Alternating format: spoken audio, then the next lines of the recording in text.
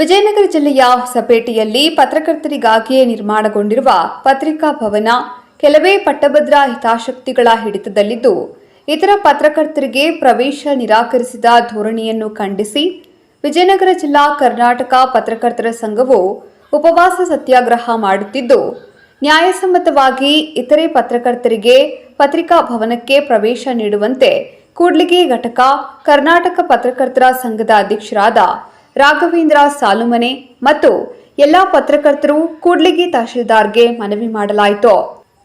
KB Hiremath ಪತ್ರಕರ್ತರು ಸುಮಾರು 1 ವರ್ಷದಿಂದ ಜಿಲ್ಲಾಧಿಕಾರಿಗಳಿಗೆ ಮನವಿ ಕೊಟ್ಟಿದ್ರೂ ಸದಸ್ಯರಿಗೆ ಮಾನ್ಯ ಜಿಲ್ಲಾಧಿಕಾರಿಗಳಿಂದ ನಮಗೆ ನ್ಯಾಯ ಸಿಗಲಿಲ್ಲ.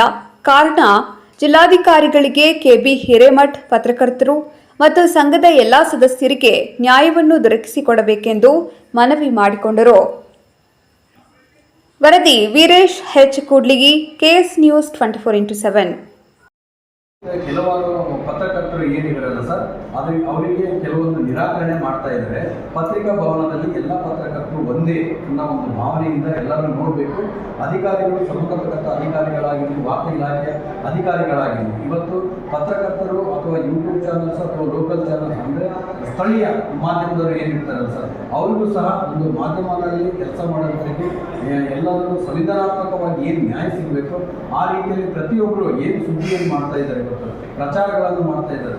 ಆ ಪ್ರಚಾರ ಬಿತ್ತನೆ ಆಗಿರ್ಬೋದು, ಪ್ರತಿಯೊಬ್ಬರು ಸ್ಥಳೀಯ ಪತ್ರಿಕೆಗಳು ಮಾಡ್ತಾರೆ, ಸ್ಟೇಟ್ ಲೆವೆಲಲ್ಲಿ ಇರುವಂಥವ್ರು, ಅಂತಾರಾಷ್ಟ್ರೀಯ ಲೆವೆಲಲ್ಲಿ ಇರುವಂಥವ್ರು ಎಲ್ಲ ಸೇಮ್ ಸುದ್ದಿಗಳು ಇರ್ತದೆ.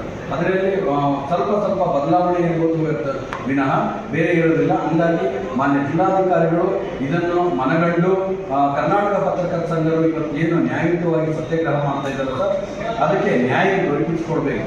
ಅಂದಿನ ಇವತ್ತು ಮೌನ ಒಂದು ಸತ್ಯಾಗ್ರಹವನ್ನು ಮಾಡ್ತಾ ಇದ್ದಾರೆ, ಅವರಿಗೆ ನ್ಯಾಯ ಸಿಗಬೇಕೆಂದು ನಮ್ಮ ಕೂಡ್ಲಿಗಿ ತಾಲೂಕು ವತಿಯಿಂದ ನಾವೆಲ್ಲರೂ ತಮ್ಮ ಮೂಲಕ ಜಿಲ್ಲಾಧಿಕಾರಿಗಳಿಗೆ ಮನವಿ ಕೊಡ್ತಾ ಇದ್ದೀವಿ. ತಾವು ಅದನ್ನು ಆದಷ್ಟು ಬೇಗ ಕಳಿಸಿಕೊಟ್ಟು ಸಂಬಂಧಪಟ್ಟಂತವರಿಗೆ ನಿಲ್ಲಿಸಬೇಕಾಗಿತ್ತು.